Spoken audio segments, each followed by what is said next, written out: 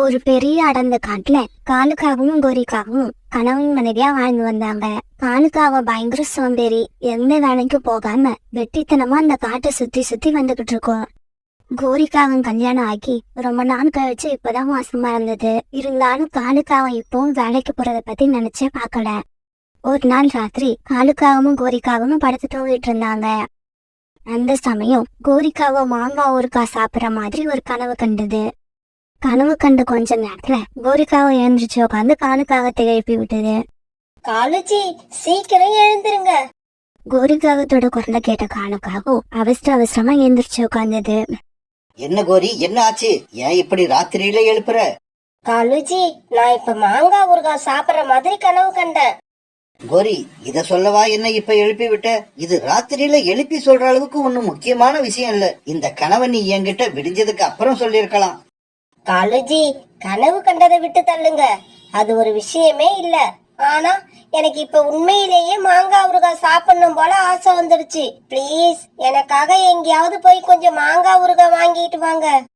கோரி, இந்த ராத்திரியில மாங்காய் ஊறுகாய் கேட்டா என்ன அர்த்தம்? நான் இப்ப யாருகிட்ட போய் கேட்பேன்? பேசாம கண்ணை மூடி படுத்து தூங்கு. நாளைக்கு காலையில உனக்கு நான் எப்படியாவது மாங்காய் ஊறுகாய் வாங்கிட்டு வரேன். பிறகு மறுபடியும் காலுக்காகவும் கோரிக்காகவும் தங்களோட கூட்டுல படுத்து தூங்க ஆரம்பிச்சாங்க.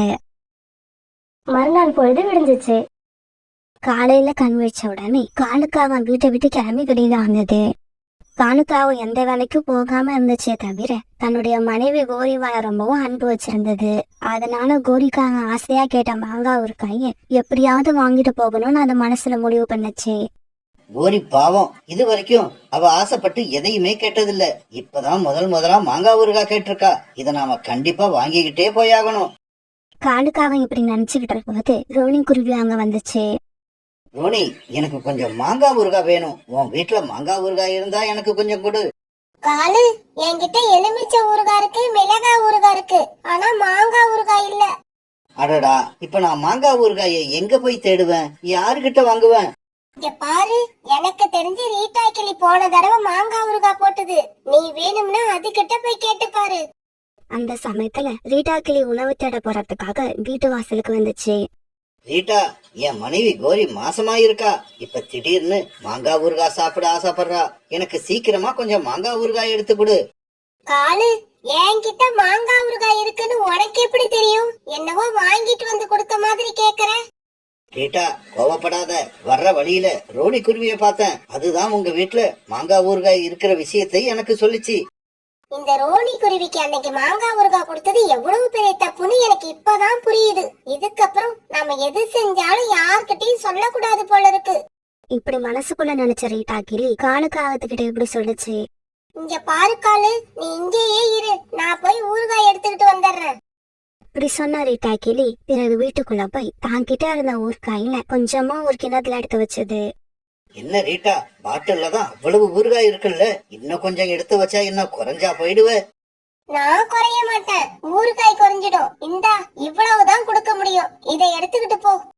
இப்படி சொன்ன ரீட்டா கிளி காலுக்காகத்த கழுத்து பிடிச்சு தள்ளாத குறையா வீட்டை விட்டு வெளியில அழைச்சிட்டு வந்தது. பிறகு வீட்டை பூட்டி போட்டுட்டு ரீட்டா கிளி உணவு தேட போச்சு. என்ன இது, ஊறுகாய் ரொம்பவும் கொஞ்சமா இருக்கு. இவ்வளவு கொஞ்சமா ஊறுகாய் எடுத்துக்கிட்டு போனா கண்டிப்பா அது கோரிக்கு பத்தாது. இப்படி நினைச்ச காலுக்காகும் பிறகு ஜன்னல் வழியா ரீட்டா கிளி வீட்டுக்குள்ள போய் ஊறுகாய் பாட்டில தேடி கண்டுபிடிச்சது. இந்த பாட்டில அப்படியே தூக்கிட்டு போனா கோரி ரொம்பவும் சந்தோஷப்படுவா. காலுக்காக இப்படி நினைச்சுக்கிட்டு இருக்க இப்ப வெளியில போயிருந்த ராக்கி கிளி வீட்டுக்குள்ள வந்துருச்சு. யாரது? வீட்டு கதவு வெளியில போட்டு இருக்கும் போது நீ எப்படி உள்ள வந்த? ராக்கி, ஒரு நிமிஷம் நான் சொல்றத கேளு. இப்படி ஆரம்பிச்ச காலுக்காகும் நடந்தது எல்லாத்தையும் ராக்கி கிளி கிட்ட சொல்லுச்சு. காலு, உன்ன மாதிரி பறவைகளை வீட்டுக்குள்ள விட்டா என்ன நடக்கும்னு காமிச்சிட்ட. இப்ப உன்னை என்ன பண்றேன்னு பாரு. இப்படி சொன்ன ராக்கி பிறகு அவன் கடந்த ஒரு குச்சை எடுத்து காலுக்காக தடவி வெறுத்து வாங்கிடுச்சு. விட்டுருங்க, என்ன விட்டுருங்க. இதுக்கப்புறம் இந்த மாதிரி நான் செய்யவே மாட்டேன். தயவு செய்து என்ன மன்னிச்சு அடிக்காம விட்டுடுங்க. இப்படி வடித்தாங்காம கத்தன காலுக்காகும் எப்படியோ ராக்கி கிளி கிட்ட இருந்து தப்பிச்சு வெளியில பறந்து போச்சு. இப்படி போன காலுக்காகும் ஒரு பெரிய மரத்துல போய் உட்காந்து தன்னை ரிலாக்ஸ் பண்ணிக்கிச்சு. வலி தாங்கல. நானும் இதுக்கு முன்னால எங்கெங்கேயோ அடி வாங்கி இருக்கேன். ஆனா இப்படி ஒரு அடி வாங்கினதே இல்ல. ஆனா இப்படி அடி வாங்கியும் எந்த புண்ணியமும் இல்ல. ரீட்டா கொடுத்த கொஞ்சம் ஊறுகாயையும் அங்கேயே விட்டுட்டு வந்துட்டேன். இப்ப கோரி கிட்ட போய் நான் என்ன பதில் சொல்றது? இப்படி உட்கார்ந்து யோசிச்சுக்கிட்டு இருக்காப்ப அந்த பக்கமா வந்த சோனா குருவி நிறுத்தி காலுக்கு அவன்கிட்ட கேட்டுச்சு. சோனா, உங்க வீட்டுல மாங்காய் ஊறுகாய் இருக்கா? இல்ல காலண்ணா, எங்க வீட்டுல மாங்காய் ஊறுகாய் இல்ல. ஆனா எனக்கு மாங்காய் ஊறுகாய் போட தெரியும். நீங்க மாங்காய் கொண்டு வந்து கொடுத்தீங்கன்னா நான் உங்களுக்கு அருமையா மாங்காய் ஊறுகாய் செஞ்சு கொடுப்பேன். அப்படியா? உண்மையாவா? இதோ இப்பவே போறேன். மாங்காய் எங்க இருந்தாலும் பறிச்சு கொண்டு வரேன். இப்படி சொன்ன காலுக்காக கல்காக்காவோட மாந்தோட்டத்தை நோக்கி பறந்து போச்சு. இப்படி போன காலுக்காக இந்த பக்கமும் அந்த பக்கமும் பார்த்து யாரும் இல்லாதது உறுதி செஞ்சுக்கிச்சு. பிறகு தனக்கு தேவையான மாங்காய்களை பிரிச்சு எடுத்துக்கிட்ட காலுக்காக அங்க இருந்து கிளம்பிச்சு. காலுக்காக இப்படி கிளம்பி போற சமயத்துல அந்த தோட்டத்தை காவல் காக்குற புறா அங்க வந்துருச்சு. இந்த காகம் மாங்காய்களை திருடிக்கிட்டு போகுது. இத உடனே கழுகாக்கா கிட்ட சொல்லியாகணும். சோனா, சோனா, இந்தா நீ கேட்ட மாதிரியே மாங்காய்களை எடுத்துக்கிட்டு வந்துட்டேன். சீக்கிரமா ஊறுகாய தயார் பண்ணு. இதை கேட்ட உடனே சோனா குருவி விழுந்து விழுந்து சிரிச்சது. காலண்ணா, வெறும் மாங்காய வச்சு எப்படி ஊறுகாய் தயார் பண்ண முடியும்? சீக்கிரமா போய் காஞ்ச மிளகா, மசாலா தூள், ரிஃபைண்ட் ஆயில் இது எல்லாத்தையும் வாங்கிட்டு வாங்க. இவ்வளவுதானா? என்னோட மனைவிக்காக இது மட்டும் இல்ல, இன்னும் ஏதாவது கேட்டாலும் கொண்டு வருவேன். இப்படி சொன்ன காலுக்காக நேரா அங்கிருந்த மளிகை கடைக்கு பறந்து போச்சு. இப்படி போன காலுக்காக தனக்கு தேவையான எல்லா பொருட்களையும் அந்த கடையில இருந்து வாங்குச்சு. எல்லா பொருளையும் வாங்கியாச்சு. ஆனா கடைக்காரருக்கு கொடுக்க நம்ம கிட்ட பணம் இல்லையே. இப்ப என்ன பண்றது? ஏய் குருவி, அங்க பாரு, உன் கடைக்குள்ள ஒரு பெரிய எலி ஓடுது. காலுக்காக இப்படி சொன்னதை கேட்ட அந்த கடைக்காரர் அந்த பக்கம் திரும்பி பார்க்க காலுக்காக அந்த கடையை விட்டு பறந்து வந்துருச்சு. சோனா, நீ கேட்ட எல்லா பொருளையும் வாங்கிக்கிட்டு வந்துட்டேன். சீக்கிரமா மாங்காய் ஊறுகாயை ரெடி பண்ணு. காலண்ணா, நீங்க இப்ப வீட்டுக்கு போகலாம். நான் இன்னைக்கு ராத்திரி மாங்காய் ஊறுகாய் தயார் பண்ணி வச்சிருக்கேன். நீங்க நாளைக்கு காலையில வந்து வாங்கிக்கோங்க.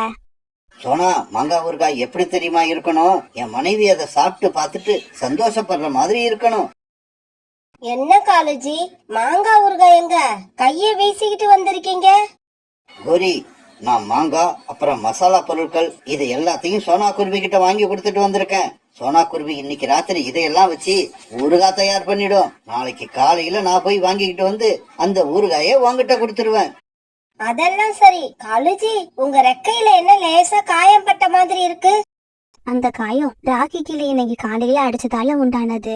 காலுக்காக அது அடி வாங்கினது கோரிக்காகத்துக்கிட்ட இருந்து மறைக்க பார்த்துச்சு. அது வேற ஒண்ணும் இல்ல கோரி, மாங்காய் பறிக்கும் போது எப்படியோ இந்த காயம் வந்துருச்சு. மறுநாள் பொழுது விடிஞ்சிச்சு. மறுநாள் காலையில விடியறப்பவே காலுக்காக சோனா குருவி வீட்டுல இருந்தது. இந்தாங்க காலண்ணா, நீங்க கேட்ட மாங்காய் ஊறுகாய் ரொம்பவும் சூப்பரா தயாராயிடுச்சு. உடனே காலுக்காக அந்த மாங்காய் ஊறுகாயை எடுத்துக்கிட்டு தன்னோட வீட்டை நோக்கி பறந்து போச்சு. காலுக்காக அந்த மாங்காய் ஊறுகாய் பாட்டில் எடுத்துக்கிட்டு இப்படி பறந்து போய்கிட்டு இருக்க வழியில கழுகாக்காவும் புறாவும் அதை தடுத்து நிறுத்தினாங்க. கழுகாக்கா, கழுகாக்கா, இந்த காகம் தான் நேத்து நம்ம தோட்டத்துல இருந்து மாங்காய்களை திருடிக்கிட்டு போச்சு. என்னது என்னது? நானா இருக்காது, அது வேற யாராவதா இருக்கும். இங்க பாரு காலு, நேத்து என் தோட்டத்திலிருந்து பறிச்சுக்கிட்டு போன மாங்காய எங்க வச்சிருக்க? உண்மையே சொல்லிடு. உண்மைய சொல்லிட்டேன்னா அடி வாங்காம தப்பிப்ப. நேத்து ராகி கிளி கிட்ட அடி வாங்கின மாதிரி மறுபடியும் கழுகாக்கா கிட்ட அடி வாங்க விரும்பாத காலுக்காக உண்மையை சொல்ல ஆரம்பிச்சது. கழுகக்கா, என் மனைவி இப்ப மாசமாயிருக்கா. அவ மாங்காய் ஊறுகாய் சாப்பிட ரொம்பவும் ஆசைப்பட்டா. அதனாலதான் நேத்து உங்க தோட்டத்துல இருந்து மாங்காயை திருடி இந்த மாங்காய் ஊறுகாய் தயார் பண்ணி வீட்டுக்கு எடுத்துக்கிட்டு போறேன். தயவு செய்து இதை எடுத்துக்கிட்டு போறதுக்கு என்ன அனுமதிங்க. என்னோட மாங்காயில இருந்து தயாரிச்ச மாங்காய் ஊறுகாய் எனக்கு தான் சொந்தம். இப்படி சொன்ன கழுகாக்கா அந்த மாங்காய் ஊறுகாயை அது பக்கம் நிறுத்திக்கிச்சு. இங்க பாருக்காகமே, நீ உன் மனைவி மேல ரொம்ப அன்பு வச்சிருக்கிறத நான் பாராட்டுறேன். ஆனா அதுக்காக நீ இப்படி திருடி கொண்டு போய் உன் மனைவிக்கு நீ எதையும் கொடுக்க கூடாது. உன்னோட சொந்த முயற்சியில சம்பாதிச்சு எதுவா இருந்தாலும் வாங்கிக்கிட்டு போ. பிறகு காலுக்காக அங்க இருந்து அழுதுவிட பறந்து போச்சு. ஆமா, இதுக்கப்புறம் என் மனைவிக்கு நான் மத்தவங்க பொருளை திருடி கொண்டு போய் கொடுக்க மாட்டேன். என்னோட சொந்த முயற்சியில சம்பாரிச்சுதான் கொண்டு போவேன். காலுஜி, காலையிலேயே ஊறுகாய் எடுத்துட்டு வரேன்னு போனீங்க, இப்பவும் வெறுங்கையோட வந்து நிக்கிறீங்க. கோரி, என்ன மன்னிச்சிடு. நானும் மத்தவங்க பொருளை திருடி உன்னை சந்தோஷப்படுத்தலாம்னு எவ்வளவோ முயற்சி பண்ணினேன். ஆனா அது எதுவுமே நடக்கல. இதுக்கப்புறம் நான் வேலைக்கு போறேன். வேலைக்கு போய் சம்பாரிச்சு உன்னோட ஆசை எல்லாத்தையும் நிறைவேற்றுறேன். இதை கேட்ட கோரிக்காகத்துக்கு சந்தோஷம் தாங்கல. காலுஜி, உண்மையதான் சொல்றீங்களா? நீங்க வேலைக்கு போய் சம்பாதிக்க போறீங்களா? நீங்க இப்ப ஊறுகாய் எடுத்துக்கிட்டு வந்திருந்தா கூட நான் இவ்வளவு சந்தோஷப்பட்டு இருக்க மாட்டேன். எனக்கு அவ்வளவு சந்தோஷமா இருக்கு. கோரி, நீ உண்மையிலேயே சந்தோஷமா இருக்கியா? இந்த சமயத்துல கரகாக்காவும் புறாவும் காலுக்காக வீட்டுக்குள்ள வந்தாங்க. காலு, உன் பேச்ச கேட்கும் போது எனக்கே சந்தோஷமா இருக்கு. உன் மனைவிக்கு சந்தோஷமா இருக்காதா? இந்தா கோரி, இந்த ஊறுகாய் பாட்டில நீயே வச்சுக்க. இது உனக்கு நான் கொடுக்கற பரிசா இருக்கட்டும். பிறகு அன்னையில இருந்து காலுக்காவன் வேலைக்கு போய் சம்பாரிச்சு கொண்டு வந்து கோரிக்காகத்துக்கிட்ட கொடுத்தது. அதுக்கப்புறம் அந்த நாட்கள்ல காலுக்காவும் கோரிக்காவும் அவங்களோட குழந்தை சக்கு இவங்க எல்லாருமே ரொம்ப சந்தோஷமா தங்களோட கூட்டுல வாழ்ந்து வந்தாங்க.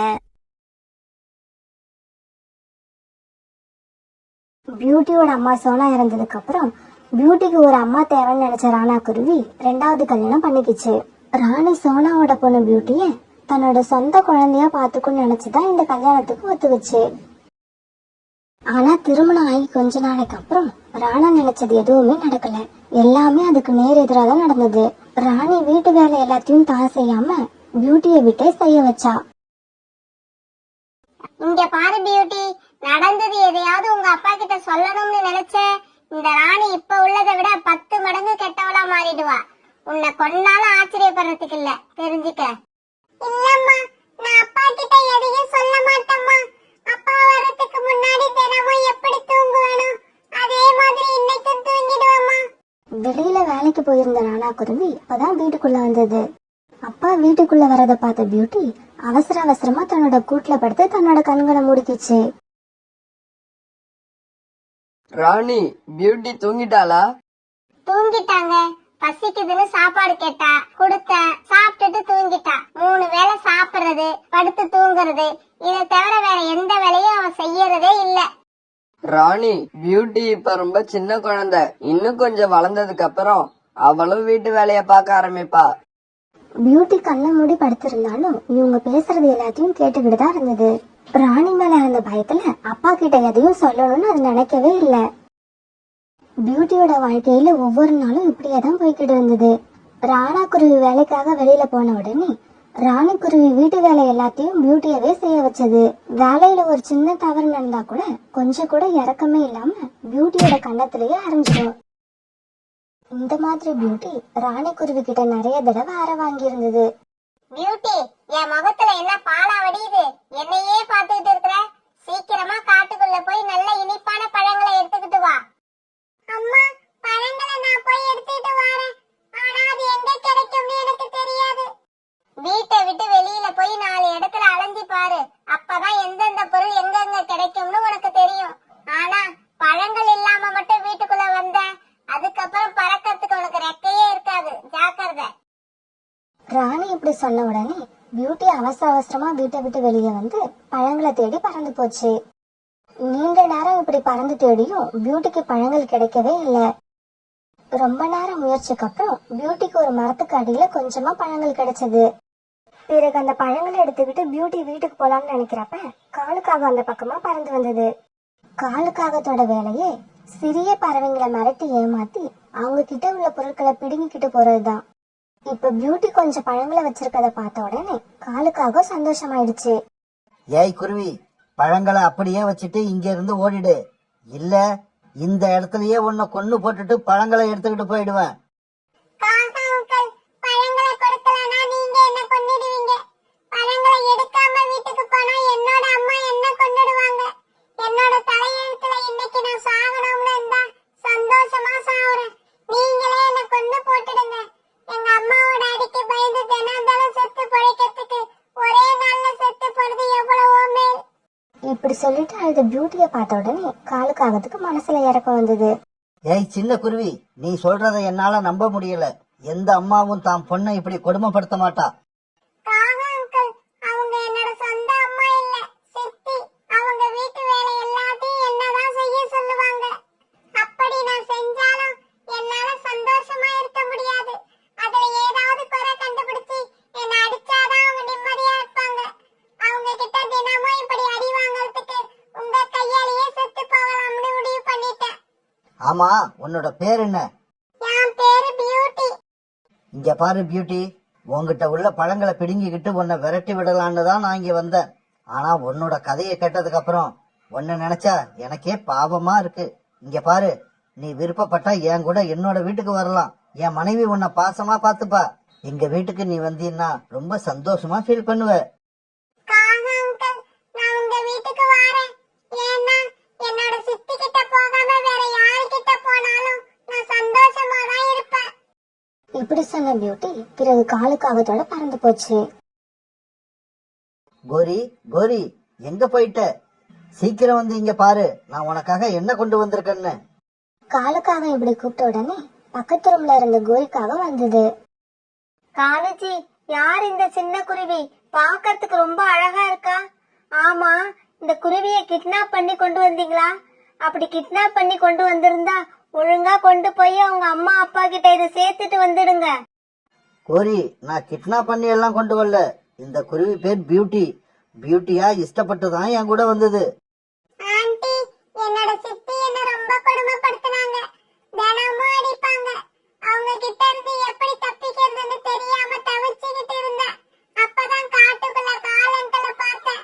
எங்க வீட்டுக்கு வரியான்னு கேட்டாங்க. சரின்னு சொல்லி அவங்க கூடவே வந்துட்டேன். ஆமாங்கோரி, காட்டுக்குள்ளதான் நான் பியூட்டிய பார்த்தேன். என்ன கொன்னுடுங்கன்னு சொல்லி பாவமா அழுதுச்சு. என்னோட மனசே இறங்கிடுச்சுன்னா அது எந்த அளவுக்கு அழுதுருக்கும்னு பாரு. பிறகு கோரிக்காக பியூட்டியை தன்னோட நெஞ்சோட அணைச்சுக்கிச்சு. காலுஜி, நீங்க வாழ்க்கையில முதல் முறையா ஒரு நல்ல காரியம் பண்ணிட்டீங்கன்னு நினைக்கிறேன். பியூட்டி, இனிமே நீ என்னோட பொண்ணு. என் கூட தான் இருக்க போற. நீ எதுக்கும் கவலைப்படாத. இங்க உனக்கு தேவையானது எல்லாம் கிடைக்கும். இதே சமயம் உணவு தேட போன ராணா குருவி சாயங்காலம் தன்னோட வீட்டுக்கு திரும்பி வந்தது. வீட்டுல தன்னோட பொண்ணு பியூட்டி இல்லாதத பார்த்துட்டு ராணி குருவி கிட்ட கேட்டுச்சு. ராணி, பியூட்டி எங்க? வீட்டுல காணோம். அவளை எங்க அனுப்பியிருக்க? ராணா குருவி இப்படி கேட்ட உடனே ராணி குருவி அழுதுகிட்டே தன்னோட நாடகத்தை ஆரம்பிச்சது. ராணாஜி, அத நான் என்னன்னு சொல்லுவேன்? வெளியில போகாத வெளியில போகாதன்னு நான் எவ்வளவோ சொல்லியும் அதை கேட்காம காலையில கிளம்பி வெளியே போன பியூட்டிய இப்ப வரைக்கும் காணோம். நானும் காடு பூரா தேடி பார்த்துட்டு வந்துட்டேன். எங்கேயும் கிடைக்கல. என்னது, என் பொண்ணு பியூட்டி காணாம போயிட்டாளா? பியூட்டி, பியூட்டி, நீ எங்கம்மா இருக்க? நான் உன்னை எப்படிமா கண்டுபிடிப்பேன்? இப்படி சொல்லிக்கிட்டு ராணா குருவி அழ ஆரம்பிச்சது. இப்படியே சில நாட்கள் நகர்ந்துச்சு. பியூட்டி அந்த காகங்களோட வீட்டுல ரொம்பவும் சந்தோஷமா தன்னோட வாழ்க்கையை நடத்திக்கிட்டு இருந்தது. தன்னோட வாழ்க்கையில அனுபவிச்சுக்கிட்டு இருந்த கஷ்டம் எல்லாத்தையும் இப்ப அது மறந்து இருந்தது. கோரிக்காகம் பியூட்டிக்கு தேடி தேடி நல்ல உணவுகளா கொடுத்தது. பியூட்டிய தன்னோட அழைச்சுக்கிட்டு போய் நிறைய காடுகளை சுத்தி காமிச்சது. பியூட்டிய கோரிக்காகம் எப்பவுமே சந்தோஷமா வச்சிருந்தது. ஒரு நாள் ராணி குருவி பக்கத்து காட்டுல இருந்த தன்னோட அம்மா வீட்டுக்கு பறந்து போய்கிட்டு இருந்தது. போக வேண்டிய தூரத்துல பாதி தூரம் போனதுக்கு அப்புறம் திடீர்னு காத்து ரொம்ப பலமா வீச ஆரம்பிச்சது. இப்படி ரொம்பவும் பலமா வீசின காத்துல பறக்க முடியாத ராணி குருவி ஒரு மரத்துக்கடியில உட்கார்ந்தது. இந்த காத்து இன்னும் 1/2 மணி நேரம் கழிச்சு வீசியிருந்தா அதுக்குள்ள நான் எங்க அம்மா வீட்டுக்கு போய் சேர்ந்திருப்பேன். ராணி குருவி இப்படி மனசுக்குள்ள நினைச்சிட்டு உட்கார்ந்து இருக்கும் போது மரக்கிளை ஒண்ணு முறிஞ்சுக்கிட்டு ராணி மேல வந்து விழுந்தது. மரக்கிளைக்கு அடியில மாட்டிக்கிட்ட ராணி குருவி தன்னை காப்பாற்ற சொல்லி குரல் கொடுத்தது. என்ன காப்பாத்துங்க, யாராவது வந்து என்ன காப்பாத்துங்க. ஐயோ, வலி ரொம்ப அதிகமா இருக்கே. என்னை யாராவது வந்து காப்பாத்துங்க. காலுக்காகத்தோட வீடு ராணி குருவி விழுந்து கிடந்த இடத்துக்கு பக்கத்துலதான் இருந்தது. ராணி குருவி இப்படி கத்துனது வீட்டுல இருந்த பியூட்டிக்கும் கோரிக்காகத்துக்கும் நல்லா கேட்டுச்சு. அம்மா, யாரோ கத்துற சத்தம் கேக்குது. இந்த குரலை இதுக்கு முன்னாடி நான் அடிக்கடி கேட்டிருக்கேன். எனக்கு ரொம்ப தெரிஞ்சவங்களோட குரல் தான் இது. காத்து இவ்வளவு பலமா வீசுதுல்ல, அதனால யாராவது ஆபத்துல மாட்டியிருப்பாங்க. அவங்களோட குரல் தான் இது. இந்த குரலை கேட்டு அவங்களுக்கு உதவி செய்ய நாம போனா நாமளும் ஆபத்துல மாட்டிக்க வேண்டி வரும். அம்மா, அம்மா, ப்ளீஸ் எனக்காகம்மா, உங்க பொண்ணு பியூட்டிக்காக கொஞ்சம் வாங்கம்மா. ஆபத்துல மாட்டி இருக்கிறது யாருன்னு போய் பார்த்துட்டு வருவோம். பியூட்டி இப்படி கெஞ்சி கேட்ட உடனே கோரிக்காகத்தால மறுக்க முடியாம ஆபத்துல மாட்டி இருக்கிறது யாருன்னு பார்க்க பறந்து போச்சு. காப்பாத்துங்க, யாராவது என்ன காப்பாத்துங்க. இன்னும் கொஞ்ச நேரத்துல என்னோட உயிர் போயிடும் போல இருக்கு. சீக்கிரம் யாராவது வந்து என்ன காப்பாத்துங்க. தூரத்துல வர அப்பவே பியூட்டியோட பார்வை தலைக்கு அடியில மாட்டியிருந்த ராணிக்குருவிய பார்த்துச்சு. ராணிக்குருவிய பார்த்த பியூட்டி பிறகு தான் அம்மாவோட அந்த இடத்துக்கு பறந்து போச்சு. இப்படி இவங்க கிட்டக்க போன உடனே ராணிக்குருவிக்கு வந்திருக்கிறது பியூட்டி தானே அடையாளம் தெரிஞ்சிச்சு. பியூட்டி இவ்வளவு நாள் உயிரோட இருக்குன்னு அவன் நினைச்சு கூட பார்க்கல. நீ பியூட்டி தானே? நீ இன்னும் உயிரோட தான் இருக்கியா? நான் உயிரோட தான் சித்தி இருக்கேன். நான் உயிரோட சந்தோஷமா வாழணும், அதை நீங்க பார்க்கணும். அதுக்காக தான் கடவுள் என்ன உயிரோட வச்சிருக்காரு. எனக்கு இப்படி ஒரு அருமையான அம்மாவையும் கொடுத்திருக்காரு. அவங்க ரெண்டு பேரும் இப்படி பேசிக்கிறத வச்சு பியூட்டியோட சித்தி தான் அந்த குருவின்னு கோரிக்காவை கண்டுபிடிச்சிருச்சு. பியூட்டி, உன்னை வீட்டை விட்டு விரட்டின சித்தி இவதானா? ஆமா அம்மா, இதுதான் என்னோட சித்தி. சரி, அப்புறம் ஏன் இங்க நின்னுகிட்டு இருக்க? வா, நாம வீட்டுக்கு போவோம். அம்மா, சித்தியை இப்படியே விட்டுட்டு வர எனக்கு மனசு இல்ல. ஓஹோ, இப்படியே விட்டுட்டு வர முடியலன்னா தலையில ஒரு கல்லை எடுத்து போட்டு கொண்டுட்டு வந்துரு. உன்னை குழந்தைன்னு கூட பார்க்காம அந்த அளவுக்கு கொடுமைப்படுத்தினவளுக்கு அதுதான் சரியான தண்டனையா இருக்கும். பியூட்டி, நான் செஞ்சதெல்லாம் தப்புன்னு இப்ப நான் நல்லா உணர்ந்துட்டேன். என்ன தயவு செய்து மன்னிச்சிடு. என்னை இப்படியே விட்டுட்டு போயிடாத. எனக்கு வலி உயிர் போகுது. தயவு செய்து இந்த மரத்தை தூக்கி என்னை காப்பாத்திடு. அம்மா, தயவு செய்து என் கூட சேர்ந்து நீங்களும் கொஞ்சம் உதவி பண்ணுங்க. இந்த மரக்கிளைய தூக்கி இவங்களை காப்பாத்துவோம். இவங்களை நான் தெரிஞ்சோ தெரியாமலோ கொஞ்ச நாள் அம்மான்னு கூப்பிட்டுட்டேன். அதுக்காகவாவது நான் இவங்களை காப்பாத்தியே ஆகணும். பிறகு கோரிக்காகவும் பியூட்டியும் சேர்ந்து அந்த கிளைகளை தூக்கி போட்டு ராணிக்குருவியை காப்பாத்துனாங்க. இப்ப காத்து வீசுறதும் நின்னு போயிருந்தது. பியூட்டி, தயவு செய்து என் கூட வீட்டுக்கு வந்துரு. உங்க அப்பா நீ காணாம போன உடனே உன்னை நினைச்சு ரொம்ப அழுதாரு. நான் கூட தாமா அழுதேன். வீட்டை விட்டு இங்க வந்த உடனே அப்பாவோட நினைப்பு எனக்கு அடிக்கடி வந்து அழுதுகிட்டே இருப்பேன். அப்ப கூட நான் வீட்டுக்கு திரும்பி வரல. ஏன்னா அதுக்கு காரணம் உங்க மேல அந்த பயம்தான். ராணி, சில தவறுகளை பிற்காலத்துல சரி பண்ணிக்கலாம். சில தவறுகளை எப்பவுமே சரி பண்ண முடியாது. நீ செஞ்சது சரி பண்ண முடியாத தவறு. உன் மேல நம்பிக்கை வச்சு இன்னொரு முறை பியூட்டியை உங்க வீட்டுக்கு என்னால அனுப்ப முடியாது. பியூட்டி, கிளம்பு, நம்ம வீட்டுக்கு போகலாம். பிறகு பியூட்டி தன்னோட அம்மா கோரிக்காவத்தோட தன்னோட வீட்டுக்கு பறந்து போச்சு.